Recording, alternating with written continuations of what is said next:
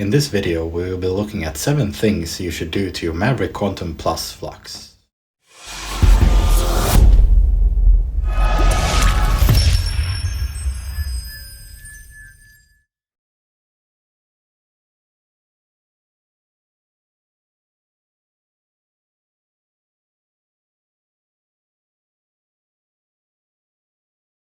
So the first 3 modifications in this video is what I consider essential, and the remaining 4 are just recommended, but I think you should do them anyway.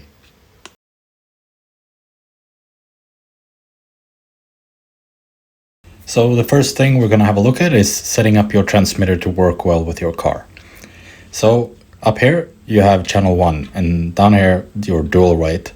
So that's your steering dual, right? And then you have channel 2, which is throttle over here. So this is for your steering. So what you want to be looking at is to make sure this is centered. So setting up this controller, you want to listen for a beep, because you'll have a double beep when you hit the center.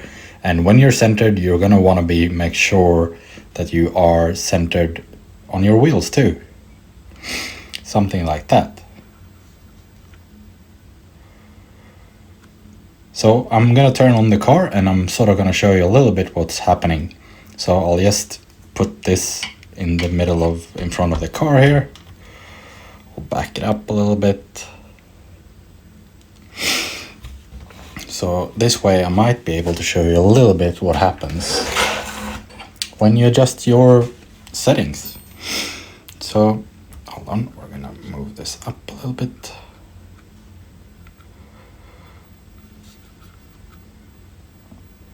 So right now you can't really see very clearly on the remote because I have my lights that way, but we'll put that like that. So let's have a look at what happens when we push this too far.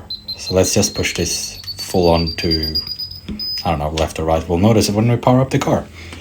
So right now it's fully to one end. And as you see, it turned the wheels right away. This is how you don't want to hit it. But let's have a look at how to hit the center of it. We'll take this, and that double beep, that's what you're looking for, your center alignment. It works the same with the throttle, and if you mess with that, just try to get it back to the middle and everything should sort out. But also, like, if with mine, my servo horn was, for some reason, the settings were set up so when I powered on my car, I had no adjustment. It was fully to the right, because that's what it needed to be to have the wheels somewhat centered. So what I've done is to straighten up the servo horn, make sure everything's centered, so I do have my adjustment. So I can now go like this, fully to the left or fully to the right. So we'll hit middle first, the double beep beep, and then keep going. We'll go full right. So I have set down my dual rate to ensure that I don't have any oversteering. You have a lot of slack in this, as you can see, so that's just how it is on these cars. But with your dual rate, you'll also control how much the wheels are able to turn, and I've set it down to make sure I'm not putting any extra load on the servo or components as I'm steering, because you'll just be pulling on the components basically.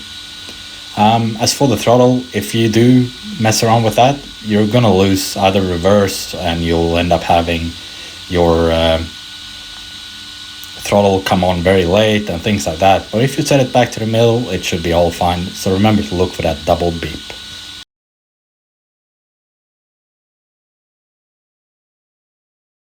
Alright, so next thing we're gonna do that's essential is we're gonna program the ESC. So to do this, you need a Hobbywing multifunction LCD programming box. It looks like that. Connects to your fan connector. Be a bit careful removing that because they're pretty tough. And don't have the battery connected when you hook this up. We'll just put that to the side and hook this up. Bloop. Alright, so let's see. Make sure we're in the shot. Comes up like that when you're powering on. Let it do its thing, the beep. Go in, connecting ESC. Alright, so it tells you which software you have. you'll see here running mode is number 1, and you got forward reverse brakes set up, which is what I want. So let's look at number 2. That's how many lipo cells. I always just have this at auto because I run 2 or 3 cell depending on how much I want to run. And item 3, voltage cutout. I've got it at auto and medium. It's just easier. I don't really know what I need there. ESC thermal. Yeah, I'm leaving that as it is too. This is if you need to change if you change your motor and you need to change it like the rotation, you can actually do that here.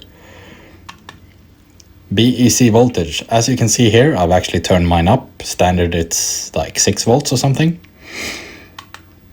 Max brake. These come with 25% preset. I like to be able to brake properly, so I've actually set that up to 75%.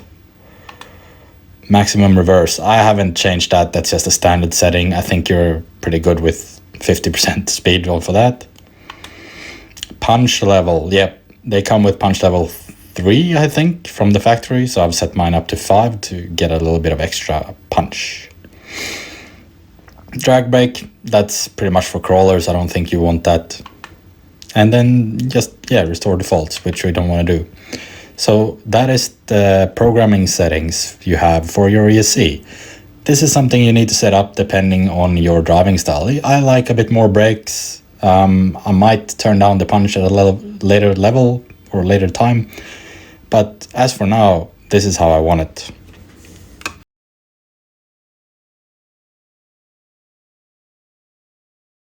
So the third and last essential thing that we're going to cover today is to grease or put fluid in your differentials. This being a plus, it's got a center differential too, which is right here. These come with a little bit of grease inside from the factory. Mine was pretty much dry. And they're very easy to both melt and just break if you don't actually service them. So that's one of the first things I suggest you do. I have serviced mine, all 3, so front and rear and center. I have put 100K in the center, I have 30 in the front and 60 in the rear. So that's a bit of a basher setup. Hopefully that's going to make it to behave like I wanted. I did take it out with just having serviced the center differential, and it really didn't behave very well. It was just spun out consistently, so really no control over it. But yeah, that is the third and last essential thing to do on your Maverick. I can't push enough how important it is for both the reliability and sustainability of your RC car, but just in general for behavior too. It will act a lot better when you've done this.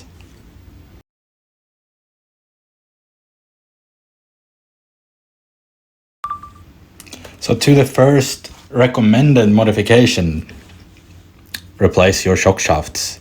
These are TI coated ones. It's an HPI part. They are discontinued though, so they're very hard to get. There is a different one. I'll put that number down there in the description. And to be honest, it's just because the factory ones, they go broken. They bend pretty badly. This doesn't show too much, but this is from the first time I had it out and it crashed. I bent it and broke an arm, which is also a standard thing.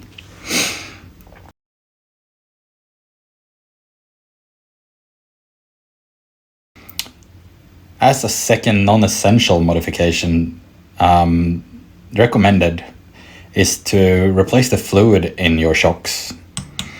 These are very high weight from the factory, and I've just put a little bit. I've put 37.5 in, I think. So they're a bit softer than the standard ones. Yeah, that's a pretty important modification. So whilst we're looking at those shocks and maybe replacing some fluid, I do recommend to also put a little washer or spacer right here to make sure that, because as you can see right here, it's actually rubbing on the upper arm from the spring. For some reason that doesn't happen as much in the front, but yeah, in the rear I suggest that you put a little bit of a distance right there just to get it out from the arm to make sure it moves a little bit backwards.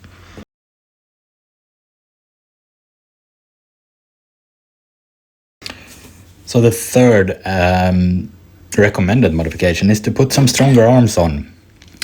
Maverick have released a revised version of their new arms, and the new vehicles, as far as I know, they actually come with 4 extra arms in the kit. They send it in the box. I did not get that though. They weren't released when I got the car. But what I did is that I got these Metsafil arms. There will be a link below to them. They send them out from Portugal and they're supposed to be really good. I haven't gotten a chance to try them yet. But yeah, so the third non-essential tip is to put stronger arms on.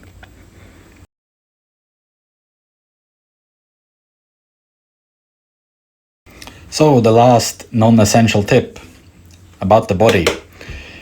These are of a very brittle and soft plastic. Mine's come off a lot of times. It's hit through the shock towers. It's broken here. So my recommendation with this is to put Shugo on the inside. I'm ordering a new body and I'm gonna put Shugo on that one. Hopefully that will keep them a bit more steady. It's a very proven method. As you can see, they do well. Like, it's taking a beating anyway, but yeah, it cracks fairly easily. It comes through the pins here. So yeah, my recommendation is to put some Shugo with the drywall tape on the inside of this body to make it last a bit longer. So that's going to be it for my 7 tips on the Maverick Quantum Plus Flux or Maverick Quantum 2. In this case, if you like the content or the video, just push like and subscribe. And I don't know, put a thumbs down if you don't like it, I guess. But in the end, stay safe and keep on bashing.